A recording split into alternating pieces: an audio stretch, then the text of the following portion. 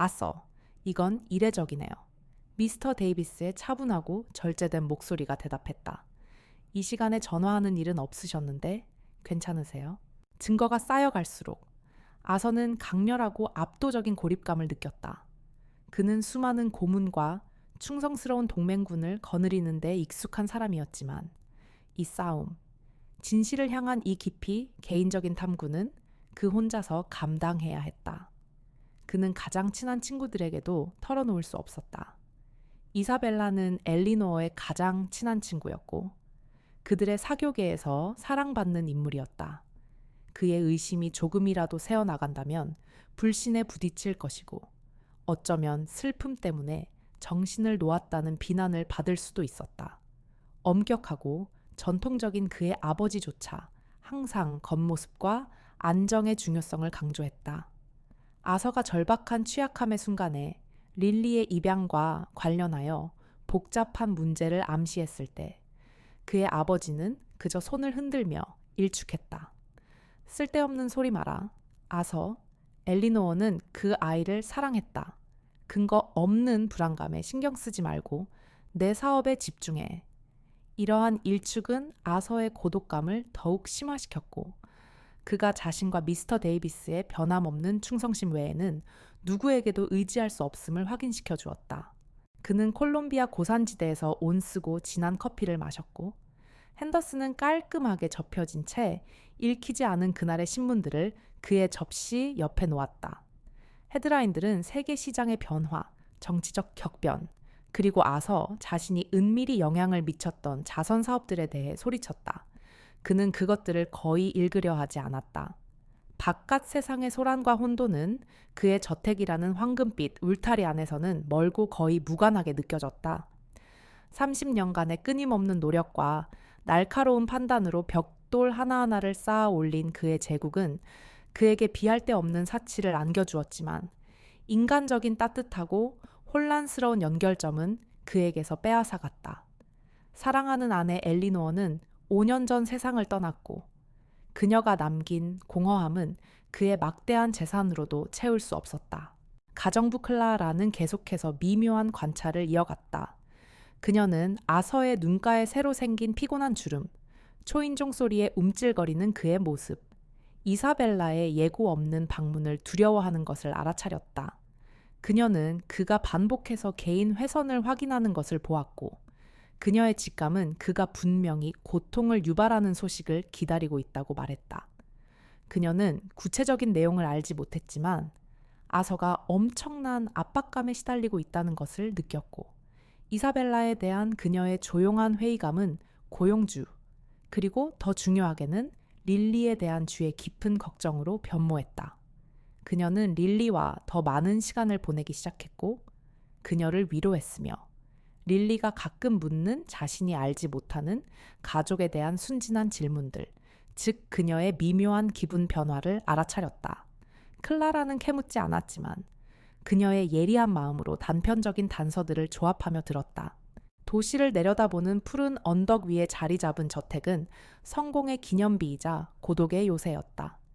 귀중한 예술품과 골동품 가구들로 장식된 넓은 방들은 생활 공간이라기보다는 박물관 전시물 같았다. 공기는 항상 시원했고 꼼꼼하게 역과되었으며 인테리어 디자이너가 선택한 희미하고 값비싼 향수 냄새가 났다. 모든 물건은 제자리에 있었고 모든 표면은 윤이 났다. 그것은 완벽하고 깨끗한 존재였고 엄청난 힘과 불을 가졌음에도 불구하고 가슴에 끊임없이 조용히 아픔을 느끼는 한 남자를 가두고 있는 황금세장이었다. 그는 불호는 살 수 없는 무형의 무엇인가, 모든 풍요로움 속에서 빠져있는 듯한 무엇인가를 갈망했다. 궁극적인 진실의 시험을 위한 상징적인 무대는 엘리노어의 연례 추모식을 중심으로 구체화되기 시작했다. 매년 그녀의 기일에는 아서가 친한 가족과 친구들을 위해 저택에서 사적인 친밀한 모임을 주최했다. 그것은 엄숙한 추모의 날이었지만 또한 스털링 가문의 변함없는 유산을 보여주는 자리이기도 했다. 그리고 매년 이사벨라는 중심적이고 거의 연극적인 역할을 했다. 그녀는 흠잡을 데 없는 검은색 옷을 입고 도착하여 단정한 슬픔의 가면을 쓴 채 눈물 어린 이야기들로 엘리노어의 어머니가 되고자 하는 꿈과 릴리의 도착에 대한 기쁨을 손님들에게 들려주곤 했다. 올해 아서는 그 추모식이 다른 목적을 가질 것이라고 결정했다. 그것은 진실의 무대가 될 것이었다. 그의 하루는 회의, 통화, 그리고 전략적 결정들의 훈련된 행진이었다. 개인 서재, 가죽 장정의 책들로 가득하고 거대한 마호가니 책상이 지배하는 방에서 그는 국제금융의 복잡한 흐름을 헤쳐나갔다. 세상은 그의 의지에 굴복하는 듯 보였다. 그러나 오후의 그림자가 길어지고 마지막 비즈니스 통화가 끝날 때쯤이면 저택에는 다른 종류의 고요함이 찾아들었다. 이것은 업무 집중의 침묵이 아니라 기대감에 텅 빈 침묵이었다. 미스터 데이비스의 마지막 보고서가 도착했을 때 시간적 압박은 극적으로 고조되었다. 늦은 밤이었고 아서가 그러한 민감한 정보를 안전하게 검토할 수 있다고 느낀 유일한 시간이었다. 보고서는 이사벨라가 최근 시작한 일련의 고액 거래들을 상세히 기술하고 있었다. 그녀는 그녀의 상당한 자산들을 조용히 현금화하고 있었다. 부동산을 팔고 역의 계좌로 자금을 이체하고 투자를 통합하고 있었다. 더욱 섬뜩하게도 멀리 떨어진 범죄인 인도가 되지 않는 국가의 사립학교에 은밀한 문의를 했고 심지어 릴리의 새로운 여권을 다른 성으로 신청했는데 표면적으로는 장기 여행 기회를 위한 것이었다. 그 함의는 명확했다. 이사벨라는 릴리와 함께 사라질 준비를 하고 있었고 진실을 영원히 확인 불가능하게 만들 수도 있었다. 그리고 정확히 저녁 7시 작고 활기찬 색채와 소리의 폭발이 마침내 저택을 지배하던 고요함을 깨뜨렸다. 릴리, 그의 입양된 딸, 길들지 않은 젓갈색 곱슬머리와 억누를 수 없는 호기심으로 빛나는 눈을 가진 활기찬 7살 아이였다. 그녀는 종종 낡은 테디베어나 반쯤 그린 그림을 질질 끌며 서재로 달려들어왔고 그녀의 순수한 에너지는 아서의 무표정한 태도와 극명한 대조를 이루었다. 그는 그녀에게 작고 부드러운 미소를 지어주었고 그것은 보통 무뚝뚝한 그의 얼굴에서 오직 릴리만이 끌어낼 수 있는 드문 표정이었다. 그녀는 도주할 계획입니다. 아서, 미스터 데이비스의 목소리는 전화상으로 음울했다. 그녀는 매우 조심했지만 최근의 움직임은 공격적입니다. 그녀가 움직이기 전에 당신에게 며칠 정도의 시간이 있습니다. 만약 그녀가 릴리를 데리고 간다면 그녀를 되찾고 당신의 주장을 증명하는 것은 확립된 친자 관계가 없는 상황에서 국제법의 복잡성을 고려할 때 무한히 더 어려울 것이고 심지어 불가능할 수도 있습니다. 오늘 밤 릴리는 분홍색과 반짝이의 소용돌이처럼 터져 들어왔다. 아빠 보세요. 용 이야기 시간이에요.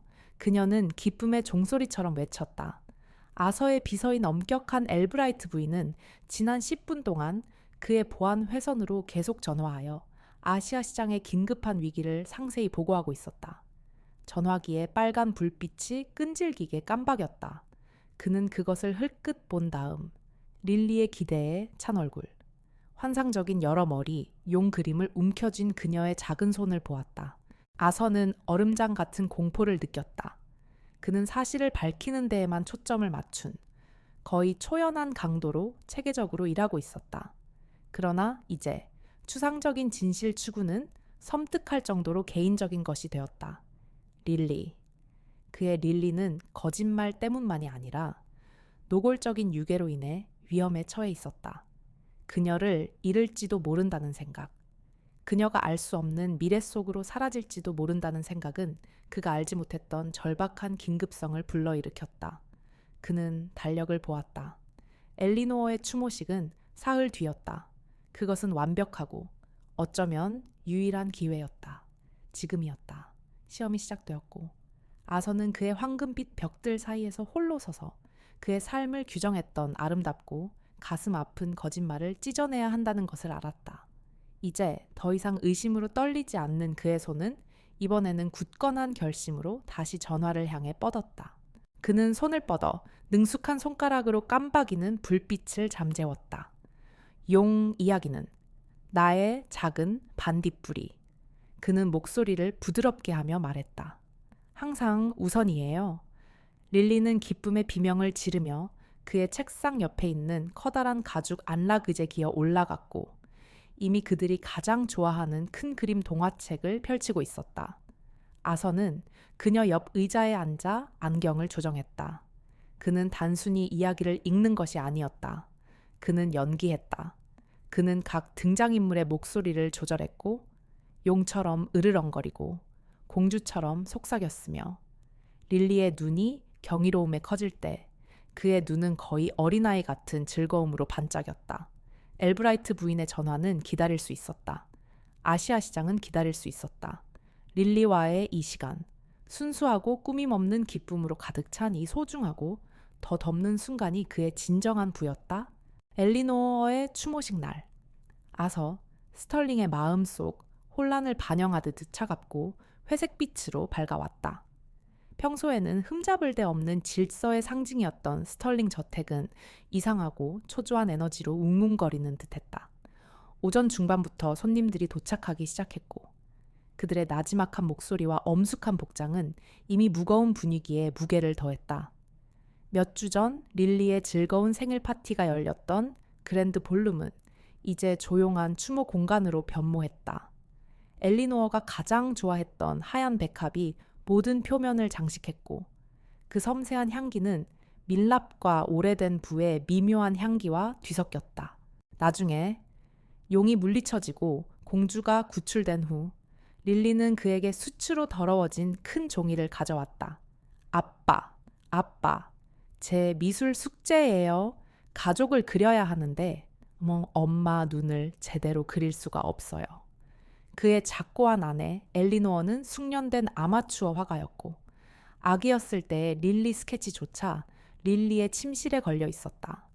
릴리는 엘리노어의 기발한 자화상 중 하나를 모방하려 애썼지만 눈의 복잡한 세부 묘사에 어려움을 겪었다. 이사벨라는 제 시간에 도착했고 맞춤 제작된 검은색 드레스를 입은 비현실적인 모습으로 깊은 슬픔을 연기하는 듯한 표정을 하고 있었다. 그녀는 능숙한 우아함으로 방을 가로질렀고 조의를 표하는 사람들을 맞이하고 위로의 말을 건네며 엘리노어의 가장 가까운 친구로서 자신에게 미묘하게 주의를 끌었다. 그녀는 릴리 근처에서 과장된 다정함으로 릴리의 손을 잡고 맴돌았고 소름 끼치도록 완벽하게 헌신적인 이모 역할을 해냈다. 그러나 그녀의 눈은 아서를 향해 초조하게 힐끗거렸고 불안감의 깜박임이 그녀의 정교하게 꾸며진 외관을 드러냈다. 그녀는 아서의 변화된 태도, 그의 차분한 겉모습 아래 숨겨진 강철 같은 결의를 감지했고 이는 그녀를 불안하게 만들었다. 아서는 숫 연필을 들었다. 그는 결코 예술가는 아니었고 그의 삶은 숫자와 차가운 논리로 이루어져 있었지만 릴리를 위해서라면 그는 시도할 것이었다. 그는 그녀 옆에 무릎을 꿇었고 수백만 달러짜리 계약에 서명하는 데 익숙했던 그의 크고 강력한 손은 이제 놀랍도록 부드럽게 섬세한 숫을 잡고 있었다. 그는 인내심 있게 그녀의 작은 손가락을 이끌었고 눈꺼풀의 부드러운 곡선과 엘리노어의 독특하고 따뜻한 눈에 생명을 불어넣는 미묘한 음영을 어떻게 표현하는지 시범을 보였다. 그는 그녀의 노력을 칭찬했고 작은 개선점들을 축하했으며 심지어 자신의 코에 우스꽝스러운 얼룩을 만들어 그녀를 즐겁게 했다. 순수하고 아무런 부담 없는 그녀의 웃음은 삭막한 서재를 채웠고 어떤 교향곡보다 아름다운 선율이었다. 그는 그녀가 마침내 원하는 바를 어느 정도 달성했을 때 그녀의 자부심을 보았고 깊고 충만한 따뜻함이 그의 가슴을 퍼져나갔다. 이 순간들, 단순하지만 심오한 이 순간들은 그의 존재의 닻이었고 그의 삶의 광대함을 덜텅 비게 만드는 유일한 것이었다. 아서는 방의 중심인 웅장한 벽난로 근처에 뻣뻣한 자세로 서 있었다. 그는 손님들을 맞이했고 그의 목소리는 차분했지만 그의 마음은 다가올 대결을 꼼꼼하게 리허설하며 빠르게 움직였다. 미스터 데이비스는 그의 옆에 디스크릿리 서 있었고 두툼한 가죽 서류 가방을 손에 쥐고 있었는데 그 안에는 반박할 수 없는 증거들이 담겨 있었다. 가정부 클라라는 손님들 사이를 오가며 모든 것을 놓치지 않고 예리하게 관찰했고, 이사벨라를 향한 그녀의 시선은 조용한 불만을 담고 있었다. 릴리는 심상치 않은 긴장감을 감지하고 아서의 손을 꼭 잡았고, 그녀의 작은 얼굴은 아서의 엄숙함을 그대로 비췄다. 그러나 그의 완벽한 그림의 주변부에는 미묘하고 거의 감지할 수 없는 의심이 남아 있었다. 그것은 그가 종종 밀어냈던 기억, 릴리의 입양 서류가 최종 승인되던 날의 기억이었다. 엘리노어의 가장 친한 친구인 이사벨라는 그 과정에서 중요한 역할을 했다. 엘리노어는 항상 아이를 원했지만 자연적으로 가질 수 없었다. 엘리노어의 건강이 나빠지기 시작하자 이사벨라는 국제 입양에 복잡하고 종종 불투명한 세계를 헤쳐나가는 데 도움을 주었다. 릴리는 밝고 건강한 아기로 도착했고, 엘리노어의 마지막 몇 달 동안 햇살 같은 존재였다.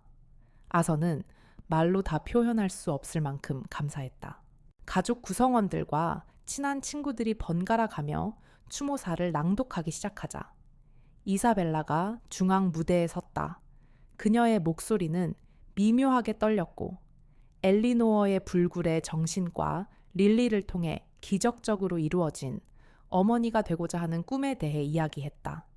그녀는 레이스 손수건으로 눈가를 훔쳤고, 군중으로부터 동정 어린 웅성거림을 자아냈다.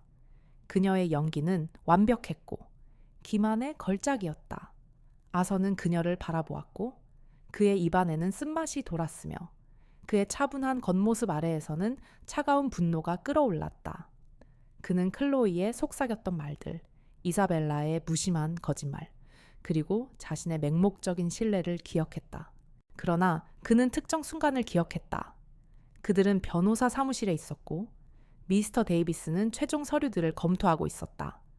아서는 릴리에 추정되는 친모에 대한 신원 조회 서류에서 날짜의 작은 불일치를 발견했는데, 당시에는 사소한 세부 사항이라 무시했었다.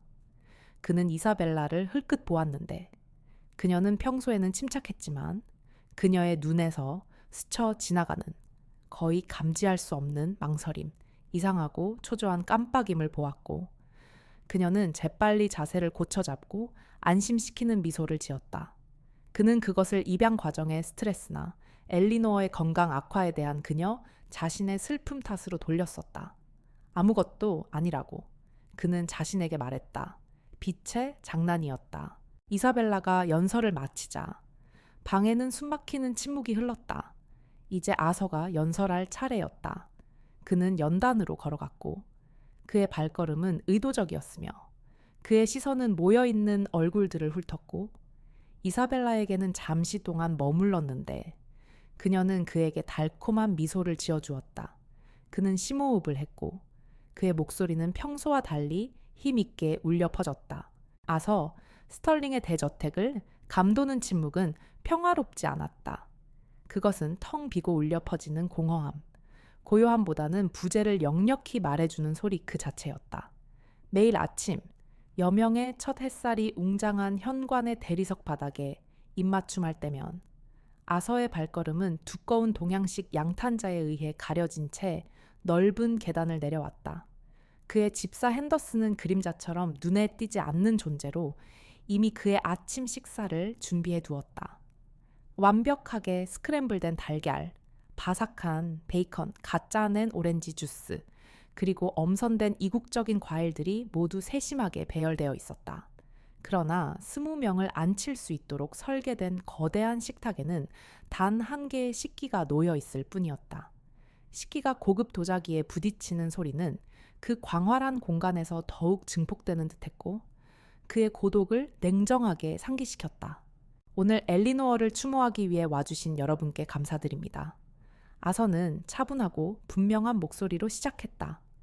엘리노어의 릴리에 대한 사랑은 끝이 없었고 그녀의 아름다운 마음을 증명하는 것이었습니다. 그리고 오늘 저는 그 진실과 사랑의 정신으로 매우 중요한 무언가에 대해 이야기해야 합니다. 여전히 그 기억은 희미하고 끈질긴 냄새처럼 때때로 다시 떠올랐다. 그리고 또 다른, 더 미묘한 것이 있었다. 릴리의 왼쪽 귀 뒤에는 작은 별 모양의 모반이 있었는데 그녀의 젓갈색 곱슬머리에 거의 가려져 있었다. 엘리노어에게도 손목에 비슷한 작은 점이 있었는데 가족의 특징이었다. 그러나 이사벨라는 언젠가 무심코 그것에 대해 질문받았을 때 너무 서둘러 흔한 점이라고 일축했고, 릴리에 추정되는 친모에 대한 그녀의 설명에는 가족력의 그런 특징적인 점에 대한 언급이 전혀 없었다. 아서는 그때도 그것을 무시했다. 결국 무슨 상관이랴. 릴리는 그의 딸이었고 그의 마음의 진정한 나침반이었으며 그의 황금 세장 속에서 유일한 빛이었다. 그는 그 생각을 그의 마음속 깊은 곳으로 밀어 넣었고 그가 찾았던 깨지기 쉬운 평화를 방해하고 싶지 않았다.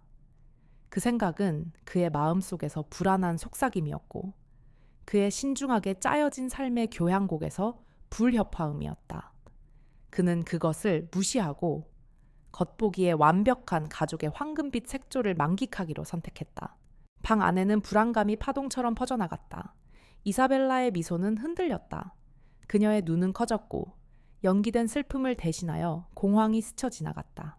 스털링 저택의 그랜드 볼룸은 수정 샹들리에 아래 반짝이며 릴리의 7번째 생일 파티를 위한 환상적인 동화의 나라로 변모했다.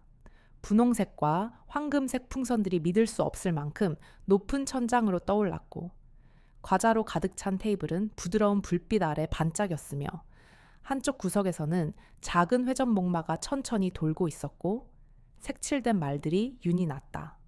정교한 의상을 입은 50여 명의 아이들이 화려한 공간을 뛰어다녔고 그들의 흥분된 비명은 대리석 벽에 울려 퍼졌으며 그들의 부유한 부모들은 샴페인을 마시며 정중하고 종종 불성실한 잡담을 나누었다. 아서는 계속해서 목소리에 힘을 실었다. 수년간 저는 릴리의 입양에 대한 특정 이야기를 믿어왔습니다. 제가 전적으로 신뢰했던 사람, 엘리노어의 가장 친한 친구이자 우리가 가장 어려운 시기에 버팀목이었다고 주장했던 사람에 의해 만들어진 이야기였습니다. 그의 시선은 이사벨라에게 고정되었고 이사벨라는 눈에 띄게 굳어졌다.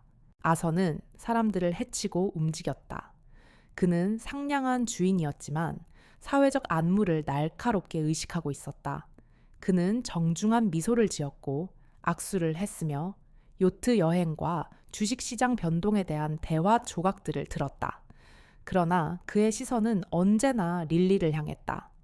릴리는 화려한 맞춤형 드레스를 입고 반짝이는 스팽글로 빛나고 있었고 그날의 확실한 여왕이었다. 그녀의 웃음은 방 안에서 유일하게 진정한 소리였고 정중한 잡담을 뚫고 나오는 선율이었다. 그러나 최근의 정보는 가슴 아픈 진실을 밝혀냈습니다. 저의 진실성을 위해 그리고 릴리를 위해 편안한 환상을 깨뜨려야 하는 진실을요. 그는 잠시 멈춰 자신의 말이 스며들게 했다. 미스터 데이비스 서류들을 배포해 주십시오. 머리띠가 계속 흘러내리는 릴리는 아서의 깔끔하게 재단된 슈트 재킷을 잡아당겼다. 아빠, 보세요. 제 새 친구 클로이예요. 그녀는 환하게 웃으며 외쳤다. 그녀 옆에는 놀랍도록 진지하고 똑똑한 눈과 섬세한 얼굴을 감싸는 고든 검은 머리카락을 가진 작은 소녀가 서 있었다. 클로이는 다른 아이들처럼 사치스러운 옷을 입고 있지 않았다. 그녀의 단순하고 잘 다른 드레스는 디자이너 의상들 사이에서 미묘하게 눈에 띄었다. 그녀에게는 기이할 정도로 조용한 침묵이 있었는데 마치 그녀가 자신의 나이를 넘어선 깊이로 세상을 관찰하는 듯했다. 미스터 데이비스는 조용하고 효율적으로 놀란 손님들에게 폴더를 나누어 주기 시작했다. 폴더에는 위조된 입양 서류, 존재하지 않는 클리닉 기록, 그리고 이사벨라의 금융 조작과 여권 신청에 대한 결정적인 증거들이 담겨 있었다. 사람들이 읽기 시작하자 혼란에서 충격, 그리고 점차 공포로 변하는 그들의 얼굴에서 집단적인 탄성이 방 안을 휩쓸었다. 아서는 언제나처럼 친절한 주인이었고 무릎을 꿇고 클로이에게 손을 내밀었다. 만나서 반가워. 클로이, 릴리 파티에 온 것을 환영해. 이사벨라의 침착함은 마침내 무너졌다. 아서, 이게 무슨 짓이죠? 슬픔 때문에 미쳐버린 건가요? 이건 잔인하고 비열한 공격이에요. 당신은 엘리노어의 명예를 더럽히고 있어요. 그녀의 목소리는 광란적이고 거의 히스테리컬한 비명으로 높아졌다. 이건 거짓말이에요. 조작된 거예요. 저를 비난하려는 필사적인 시도예요. 그녀는 손님들에게 몸을 돌려 얼굴은 일그러졌고 그는 정신을 잃었어요. 그는 항상 그렇게 차갑고 그렇게 멀리 떨어져 있었어요. 그는 엘리노어의 마지막 기쁨, 우리의 아름다운 릴리를 지우려고 하고 있어요. 그녀는 동정을 얻으려는 듯 연극적으로 흐느끼며 쓰러졌다. 클로이의 시선은 불안할 정도로 직설적이었고 그의 눈을 붙잡았다. 그녀의 작고 차가운 손은 잠시 그의 손을 잡았다. 그러고는 거의 감지할 수 없을 정도로 가까이 다가와 파티의 소음 속에서 거의 들리지 않을 정도로 목소리를 낮춰 속삭였다. 그녀의 말은 부드러웠지만 아서에게는 물리적인 충격처럼 다가왔고 파티의 축제적인 외관을 산산조각냈다. 짧고 고통스러운 순간 동안 방은 흔들렸다. 일부 가족 구성원들은 아서를 혼란스럽게 바라보았고 그들이 아는 남자와 엘리노어의 친구였던 우는 여자 사이에서 갈등했다. 벽에 서 있던 그의 아버지조차 눈에 띄게 불안해 보였고 그의 눈썹은 분노와 혼란으로 찌푸려져 있었다. 아서가 정말로 이성을 잃고 있는 것일까? 그녀는 당신의 진짜 딸이 아니에요. 클로이가 속삭였고 그녀의 눈은 크게 뜨여 깜박이지 않았다.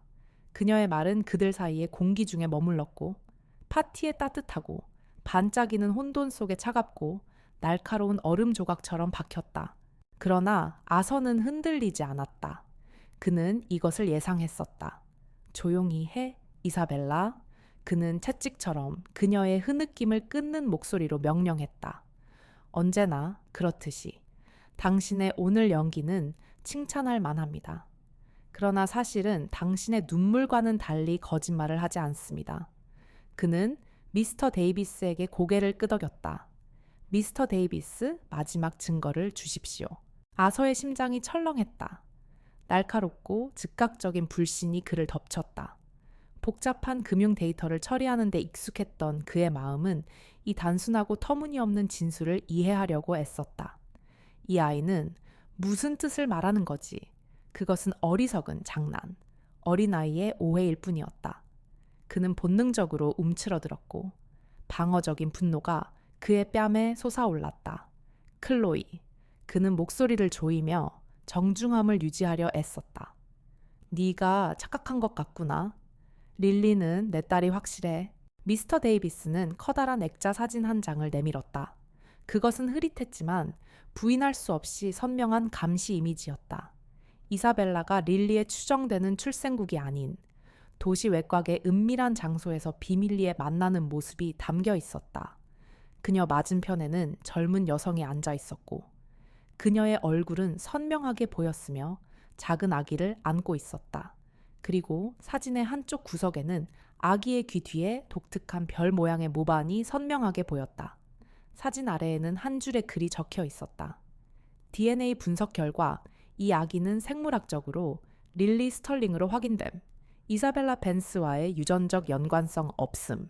그러나 클로이는 그저 고개를 저었고 그녀의 진지한 눈은 여전히 그의 눈을 응시했다. 아니요. 이사벨라가 그렇게 말했어요. 그녀는 릴리가 당신의 진짜 딸이 아니라고 했어요. 당신이 그렇게 생각할 뿐이라고요. 방 안의 공기가 한꺼번에 빠져나가듯 집단적인 후 하는 소리가 났다. 그 뒤를 이은 침묵은 절대적이었고 귀가 먹먹할 정도였다. 방 안의 모든 시선은 사진에 그리고 이사벨라에게 그리고 와서 옆에 당황한 채 서 있는 릴리에게 고정되었다. 릴리의 순진한 눈은 혼란으로 커져 있었다. 외관은 금이 간 것이 아니라 산산조각 나버렸다. 이사벨라의 얼굴은 창백해지다가 잿빛으로 변했고 그녀의 눈은 미친 듯이 이리저리 움직였다. 갇히고 폭로된 것이었다. 아서의 얼굴에서 피가 빠져나갔다. 이사벨라, 그 이름은 그의 마음속에 울려 퍼졌고 클로이의 순진한 속삭임을 과거의 미해 결된 의심과 연결시켰다. 차갑고 끈질긴 불안감이 그의 내장에서 꿈틀거리기 시작했고 무의식의 깊은 곳에서 뱀처럼 몸을 풀었다. 그는 그것을 무시하고 싶었다. 어린아이의 황당한 상상력으로 어쩌면 우연히 들은 소문이나 오해된 대화로 치부하고 싶었다. 그러나 이사벨라의 이름이 정확히 언급되었고 클로이의 흔들림 없는 확신이 더해지면서 그것은 불가능해졌다. 그는 릴리를 흘끗 보았다. 릴리는 이미 지나가는 저글러에게 정신이 팔려 있었고 그녀의 얼굴은 순진한 즐거움으로 빛나고 있었다. 그는 그녀의 특징들을 살폈다. 젓갈색 곱슬머리, 반짝이는 눈, 왼쪽 귀 뒤에 작은 별 모양 모반. 그가 몇 년 전에는 무시했던 바로 그 특징이었다. 이제 클로이의 말이라는 가혹한 빛 속에서 이 친숙한 특징들은 흔들리는 듯했고 낯선 기미를 띠는 듯했다. 그녀의 눈이 정말로 엘리노어의 눈과 닮았을까? 아니면 그가 단순히 그 닮은 점을 보고자 자신을 설득했던 것일까? 그가 구축했던 완벽한 가족 생활의 외관은 깨지기 쉬운 유리 인형처럼 산산조각 나기 직전인 듯했다. 그는 릴리와 클로이에게 양해를 구하고 자리를 피했다. 그의 움직임은 뻣뻣했고 거의 로봇 같았다.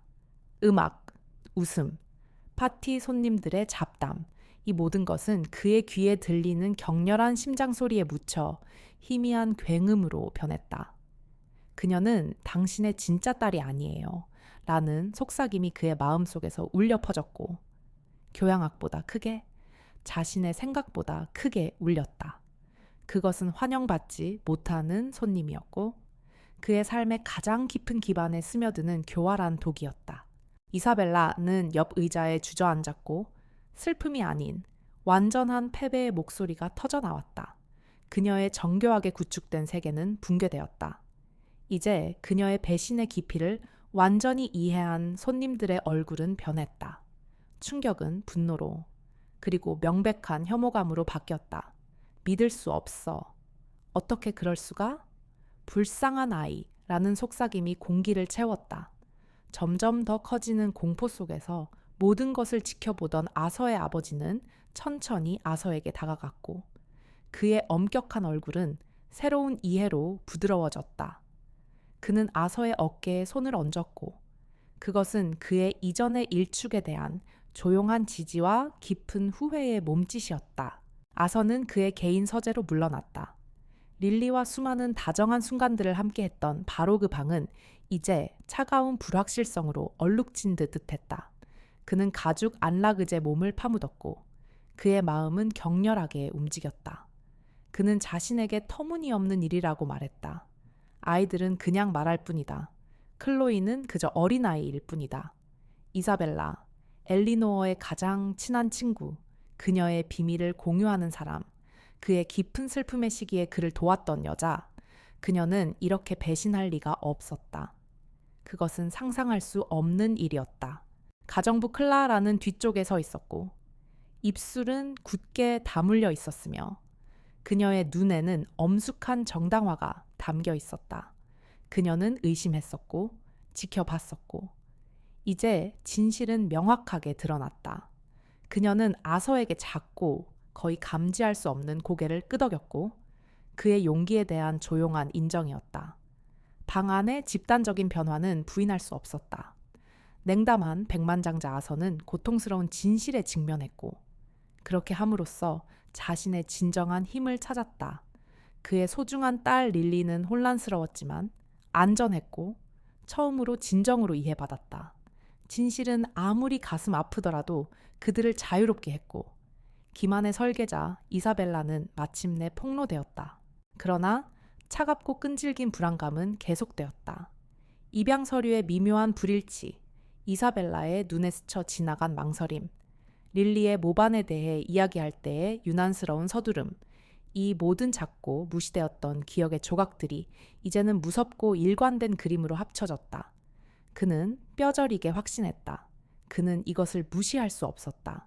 그의 삶, 아버지로서의 그의 정체성, 그의 과거에 대한 이해는 한 어린아이의 순진한 속삭임에 의해 돌이킬 수 없을 정도로 금이 갔다. 산산이 부서지는 폭로의 여파로 그랜드 볼룸은 경악스러운 침묵에 휩싸였고, 이어서 수많은 나지막한 대화들이 뒤따랐다. 황금 의자에 쓰러져 있던 이사벨라는 경비원들에 의해 저택에서 급히 호송되었고, 그녀의 가련한 항의는 가족과 손님들의 외면을 받았다. 그들의 얼굴은 혐오감과 깊은 실망감으로 일그러져 있었다. 미리 미스터 데이비스가 은밀히 부른 경찰이 기다리고 있었다. 그녀에게 적용될 혐의는 사기, 잠재적으로 아동 위협, 그리고 취약한 개인을 조종한 죄로 엄중할 것이었다. 그녀가 공들여 쌓아 올린 사회적 지위와 유산으로 물려받은 부의 제국은 그녀 자신의 손으로 만들어낸 심연 속으로 1시간 만에 무너져 내렸다. 며칠 안에 처음에는 스털링 가문의 사생활을 존중했던 뉴스 매체들은 충격적인 배신을 상세히 보도하는 헤드라인으로 폭발했다. 한때 유명했던 사교계 인사인 이사벨라 벤스는 기만의 대명사가 되어 추방당했다.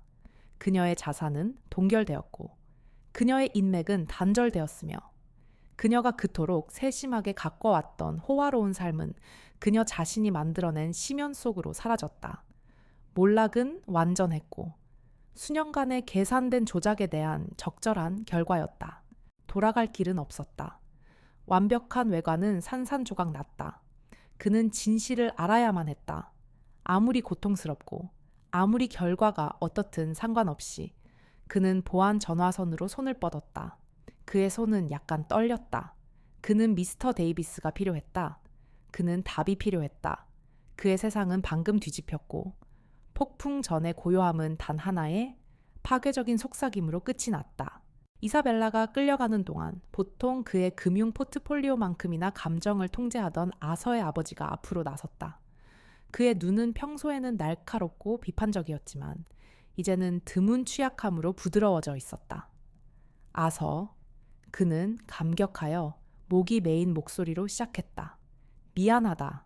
네 걱정을 무시했다. 내 판단과 이사벨라의 기만이 나를 눈멀게 했다. 그는 손을 내밀었고 아서는 수년 만에 처음으로 멀어졌던 아버지와의 진정한 연결을 느꼈다. 오늘 너는 엄청난 용기를 보여주었다. 아들아, 내가 생각했던 것 이상으로. 그것은 조용한 화해였고 아무리 완고한 마음이라도 진실에 의해 움직일 수 있다는 증거였다. 릴리의 생일 파티의 여파는 아서의 대저택을 그 어느 때보다 차갑고 텅 비게 만들었다. 흩어진 색종이 조각, 바람 빠진 풍선, 설탕과 인공적인 기쁨의 잔향은 그의 내면에서 휘몰아치는 혼란을 조롱하는 듯했다. 그는 밤새 서재에서 지냈고 이제는 깨진 신뢰의 영묘처럼 느껴지는 호화로운 침실로 돌아갈 엄두를 내지 못했다. 그녀는 당신의 진짜 딸이 아니에요. 라는 말은 광대한 침묵 속에 울려 퍼졌고 각 음절은 그의 존재의 기반을 깎아내는 끌 같았다. 그는 사실 절대적인 확실성에 익숙한 남자였고 이 교활한 의심은 그가 간단한 거래나 전화 한 통으로 무력화할 수 없는 독이었다. 그러나 릴리는 여전히 혼란스러워했다. 극적인 장면, 시끄러운 목소리, 이사벨라의 괴로움, 이 모든 것은 7살짜리 아이에게는 너무나 감당하기 힘든 일이었다. 그녀는 아서에게 매달렸고 작은 얼굴을 그의 슈트 재킷에 묻었다. 가끔씩 크고 불안한 눈으로 엿보기도 했다. 그녀는 아서의 말을 들었고 일부는 이해했지만 진실의 모든 무게는 그녀의 어린 마음에 너무나 거대했다. 그녀는 단지 무언가 심오한 변화가 일어났고 자신이 이사벨라 이모라고 불렀던 여자가 사라졌다는 것을 알 뿐이었다. 그의 첫 번째 본능은 정보원을 불신하고 클로이의 말을 어린아이의 환상으로 합리화하는 것이었다. 그러나 클로이의 진지한 눈, 그녀의 불안할 정도로 직설적인 태도, 그리고 이사벨라의 이름이 섬뜩하게 언급된 것은 깊숙이 파고들어 그의 평소 방어막을 뚫었다. 그는 증거가 필요했다. 세상에게 보여줄 것이 아니라 아직은 그 자신을 위해 그는 클로이가 틀렸음을 증명하고 그의 가족의 깨끗한 이미지를 되찾고 그의 마음속에서 울려 퍼지는 의심을 잠재워야 했다. 예상치 못한 부드러움을 보인 것은 가정부 클라라였다. 그녀는 모든 대결을 주변에서 지켜보았고 이사벨라에 대한 그녀의 처음 회의감은 이제 조용한 정당화와 릴리에 대한 압도적인 보호 본능으로 대체되었다. 남아있던 손님들이 서서히 흩어지자 클라라는 아서와 릴리에게 다가갔다. 그녀의 평소 엄격한 태도는 부드러워져 있었다. 스털링 씨, 그녀는 놀랍도록 부드러운 목소리로 말했다. 허락해 주신다면 제가 돕고 싶습니다. 릴리는 지금 그 어느 때보다 안정이 필요합니다. 그녀의 눈은 아서의 눈과 마주쳤고 깊은 이해와 진정한 걱정을 전달했다. 제가 입양 서류의 복잡한 내용을 이해하지 못할 수도 있지만 아이에게 무엇이 필요한지는 압니다. 그리고 릴리는 태어난 환경에 상관없이 진정으로 자신을 사랑하는 가족이 필요합니다. 그의 생각은 즉시 릴리의 입양 서류로 향했다. 그것들은 그의 서재 안에 있는 고도로 보안된 개인 금고, 즉 디지털 요새에 보관되어 있었고 그의 생체 인식 데이터로만 접근할 수 있었다. 그는 입양이 최종 승인된 이후로는 거의 그것들을 보지 않았다. 미스터 데이비스를 신뢰했고 더 중요하게는 엘리노어의 병중에 수많은 물류 악몽을 처리해준 이사벨라를 신뢰했었다. 이제 그는 서류들을 꺼내보았고 빛나는 화면은 어둠 속에서 그의 지친 얼굴을 비췄다. 지쳐 있었지만 안도한 아서는 고개를 끄덕였다. 클라라, 당신의 도움은 매우 소중할 겁니다. 그는 복잡한 금융감사를 할 때와 같은 정밀한 집중력으로 서류들을 꼼꼼하게 검토하기 시작했다. 모든 날짜, 모든 서명, 모든 도장은 철저히 조사되었다. 처음에는 모든 것이 정상으로 보였고 세심한 서류 작업은 엄격한 법적 절차의 증거였다. 그러나 그때 미묘한 불일치가 그의 눈에 띄었다. 해외 입양 기관의 의료 증명서에 있는 날짜가 다른 seemingly 더 중요한 서류보다 며칠 앞서 있었지만 순차적인 번호는 반대를 의미했다. 그것은 쉽게 간과할 수 있는 사소한 세부사항이었지만 아서의 날카롭고 의심스러운 마음에는 완벽한 교향곡의 불협화음처럼 두드러졌다. 그는 몇 년 전 미스터 데이비스가 비슷한 사소한 날짜 문제를 지적했을 때 이사벨라의 눈에 스쳐 지나간 짧고 순간적인 망설임을 기억했다. 그는 그것을 엘리노어의 병 때문에 모두가 불안해했기 때문이라고 치부했었다. 이제 그것은 경고벨처럼 울려 퍼졌다. 그리고 그녀의 도움은 정말 소중했다. 클라라는 릴리의 조용한 닻이 되었다. 그녀는 릴리가 가장 좋아하는 음식을 요리하고 이야기를 읽어주었으며 가장 중요하게는 그저 그곳에 있었다. 그녀는 릴리가 자신의 속도로 변화를 받아들이도록 했고 릴리의 순진한 질문들에 단순하고 안심시키는 진실로 답했다. 아빠는 릴리를 아주 많이 사랑한단다. 아빠가 널 선택한 거야. 그게 가장 진정한 사랑이란다. 클라라의 존재는 릴리에게 갑자기 뒤집힌 세상에서 중요한 정상성과 지속성을 제공했다. 그녀는 릴리가 미술 프로젝트, 피아노 레슨, 그리고 조용한 지혜로 릴리에게 놀라운 위안을 주었던 클로이와의 놀이를 계속하도록 신경 썼다. 그는 이사벨라와 추정되는 친모의 항공편, 명세서와 비자 기록을 검색하여 데이터를 교차 확인했다. 그는 릴리의 출생 국가로 이사벨라가 여행한 날짜가 공식 입양 기록에 기록된 것과 약간 다르다는 것을 발견했다. 불일치는 미세했고 거의 무시할 수 있는 수준이었지만 그것들은 존재했고 희미하고 불안한 패턴을 형성했다. 파일에는 릴리의 출생지가 외딴 지역의 특정 고립된 클리닉으로 기록되어 있었는데 이사벨라가 한때 언급하며 사생활 보호를 칭찬했던 세부 사항이었다. 아서의 의심은 커져갔고 그의 처음 방어적인 분노를 대신하여 차가운 불안감이 자리 잡았다. 그는 클로이가 틀렸음을 증명하는 것이 아니라 그녀가 옳을 수 있다는 증거를 찾고 있었다. 숨막히는 거짓말에서 벗어난 아서는 릴리에게 온전히 헌신했다. 그들이 이전에 공유했던 유대감은 강했지만 이제는 새로운 깊이와 이전에 없었던 날 것의 진정성이 더해졌다. 그는 릴리를 위해 입양 및 트라우마 전문 아동 심리학자를 찾았고 자신에게도 지도가 필요하다는 것을 깨닫고 스스로도 상담 세션에 참석했다. 그들은 엘리노어에 대해, 입양에 대해, 그리고 새롭고 복잡한 현실에 대해 솔직하게 이야기하는 법을 배웠다. 릴리의 처음 혼란은 서서히 조용하고 깊은 안정감과 소속감으로 바뀌었다. 그녀는 자신의 탄생 환경이 들었던 것과는 다르다는 것을 이해했지만 아서의 그녀에 대한 사랑은 부인할 수 없을 정도로 진실하고 변함없다는 것을 알았다. 그는 디지털 기록 그 이상이 필요했다. 그는 실제 서류들을 확인하고 그 과정에 관련된 사람들과 이야기해야 했다. 이것은 전문가의 일이었다. 그는 다시 전화로 손을 뻗었지만 이번에는 엘브라이트 부인에게 전화하지 않았다. 그는 그의 오랜 가족 변호사인 미스터 데이비스에게 전화했다. 그의 신중함과 충성심은 의심의 여지가 없는 남자였다. 아서는 새롭게 찾은 목적에 이끌려 엄청난 부를 축적하는 것보다 훨씬 더 의미 있는 일에 그의 막대한 재산과 영향력을 쏟기 시작했다. 그는 진실이 밝혀진 직후 아동 신원 사기로부터 아이들을 보호하고 국제 입양의 복잡한 과정을 진실하고 투명하게 헤쳐나갈 수 있도록 입양 가족들을 돕는 재단을 설립하기로 결정했다. 그것은 그의 고통에서 비롯된 목적이었고 다른 가족들이 그가 겪었던 가슴 아픈 기만을 겪지 않도록 하기 위함이었다. 그는 법률 지원, 심리적 지원, 그리고 모든 입양에 대한 엄격한 검증 과정을 구상하며 아이들과 가족들에게 더 안전한 길을 만들었다. 이것은 단순한 자선 사업이 아니었다. 그것은 깊이 개인적인 사명이었다.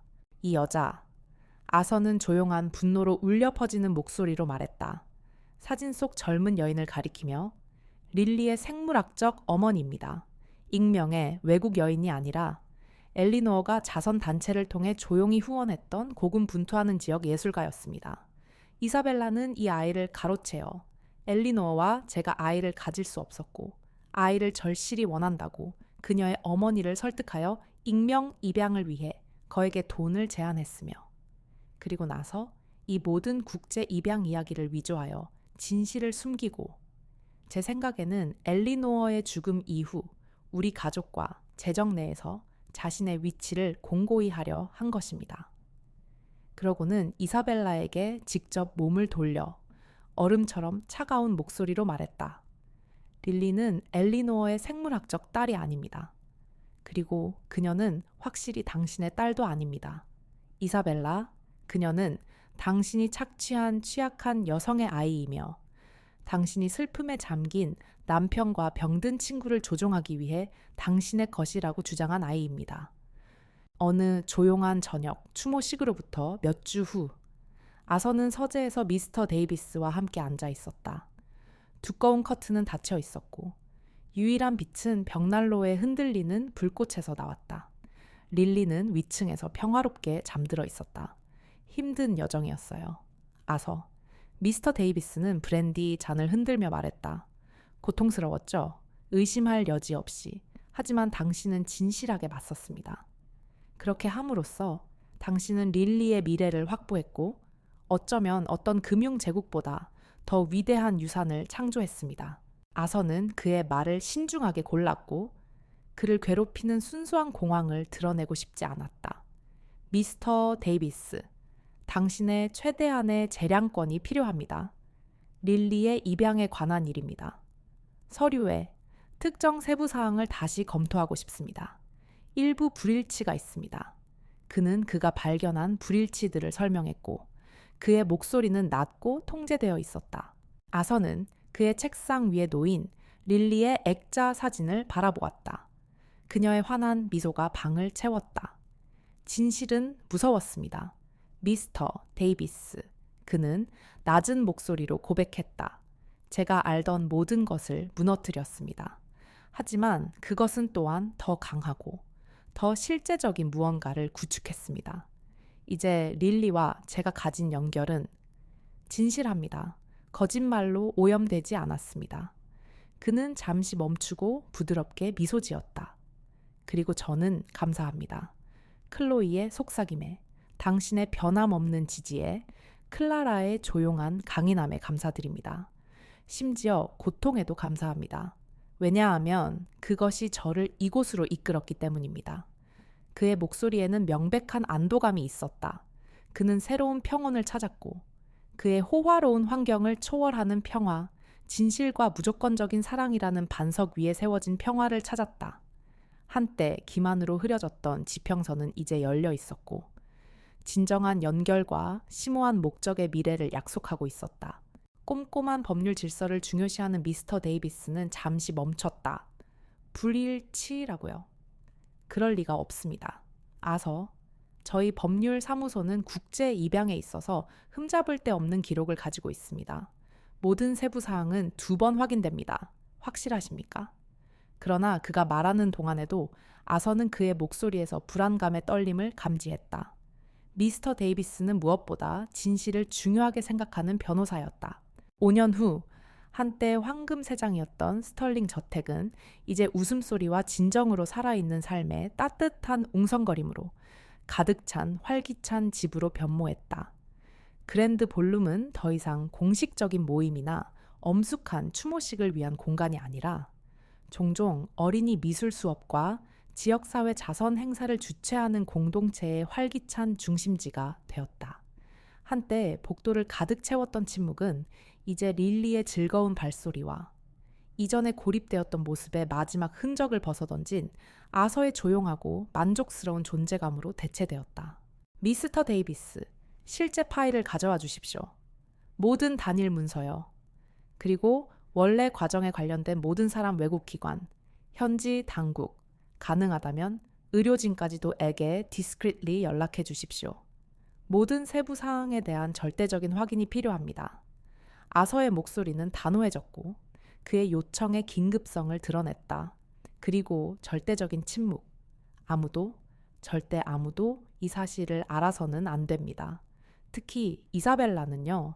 이제 12살이 된 릴리는 어린 나이에도 불구하고 내면의 강인함과 공감 능력을 지니고 있었다.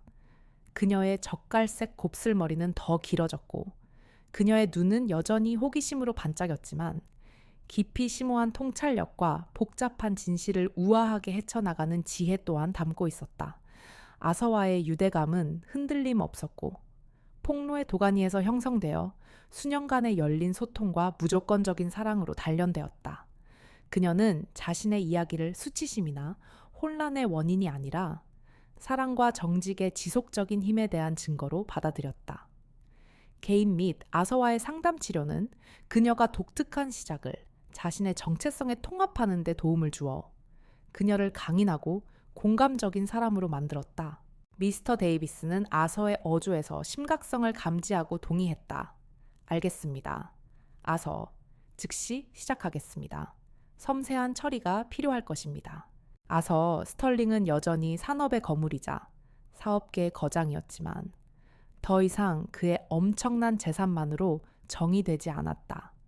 그의 삶은 더 풍부하고 심오한 목적을 찾았다. 진실이 밝혀진 직후 그가 설립한 스털링 아동권리 옹호재단은 전국적으로 인정받는 조직으로 성장했다. 그의 우아하지만 이제는 더 따뜻해진 서재에서 그는 자신의 금융 제국뿐만 아니라 아동 신원 사기로부터 아이들을 보호하고 복잡한 입양 사례에 대한 법률 지원을 제공하며 힘든 진실을 헤쳐나가는 가족들에게 심리적 지원을 제공하는데 지칠 줄 모르는 노력을 기울이는 전담팀을 감독했다. 그는 자신의 광범위한 인맥과 영향력을 활용하여 더 강력한 아동보호법을 위해 로비했고 그의 개인적인 이야기는 변화를 위한 강력한 촉매제가 되었다. 이것은 단순히 자선 사업이 아니었다. 그것은 깊이 개인적인 사명이었다. 아서가 디지털 파일을 더 깊이 파고들수록 저택의 일상생활에는 미묘한 변화가 생겼다. 아서의 오랜 가정부인 클라라는 예리하고 분별력 있는 눈과 모든 비정상적인 변화를 알아차리는 놀라운 능력을 가진 여성이었다. 그녀는 아서의 특이한 행동을 관찰하기 시작했다. 늦은 밤까지 서재에 불이 켜져 있는 것, 그를 감도는 유난스러운 고요함, 평소의 업무 걱정을 넘어선 산만함. 그녀는 그가 초조하게 서성이고 관자놀이를 문지르는 것을 보았고, 한 번은 그가 릴리를 애정이라기보다는 면밀한 조사처럼 보이는 강렬한 시선으로 응시하는 것을 보았다. 그녀는 또한 그가 조용히 거의 속삭이는 듯한 목소리로 전화를 거는 것을 보았는데, 이는 그의 평소 위험 있는 어조와는 달랐다. 그는 걱정하고 있어. 그녀는 눈썹을 찌푸리며 중얼거렸다. 하지만 무엇이 스털링 씨를 그토록 깊이 걱정하게 할 수 있을까? 그녀는 또한 이사벨라를 미묘하게 관찰하기 시작했고, 그녀의 방문이 잦아지고 특히 아서가 있을 때 릴리에게 거의 연극적인 다정함을 보이는 것을 알아차렸다. 클라라의 의심은 그때까지는 불확실했지만 이제는 뚜렷해지기 시작했다. 늘 관찰력이 뛰어난 가정부 클라라는 그들의 확장된 가족의 필수적이고 사랑받는 구성원이 되었다. 이사벨라에 대한 그녀의 처음 회의감은 오래전에 흔들림 없는 충성심과 릴리에 대한 깊고 모성적인 애정으로 변모했다.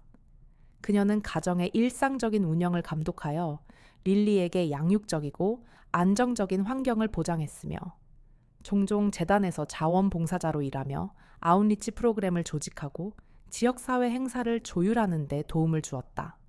그녀의 조용한 강인함과 실용적인 지혜는 아서와 릴리 모두에게 끊임없는 위안의 원천이었다.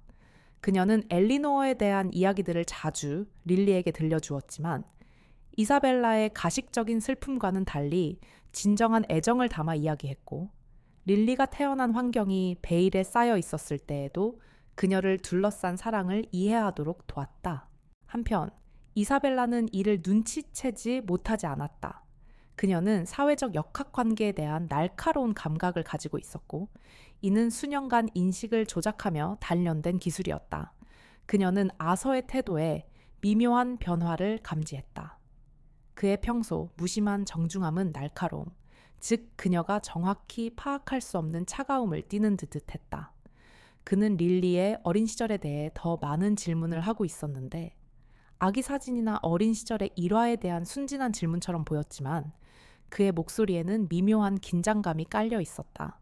그리고 아서의 여정을 촉발시킨 속삭임을 전한 통찰력 있는 작은 소녀 클로이는 릴리의 가장 친한 친구로 남았다. 생일 파티의 혼돈 속에서 형성되어 공유된 비밀로 굳건해진 그들의 유대감은 드물고 소중한 우정으로 깊어졌다.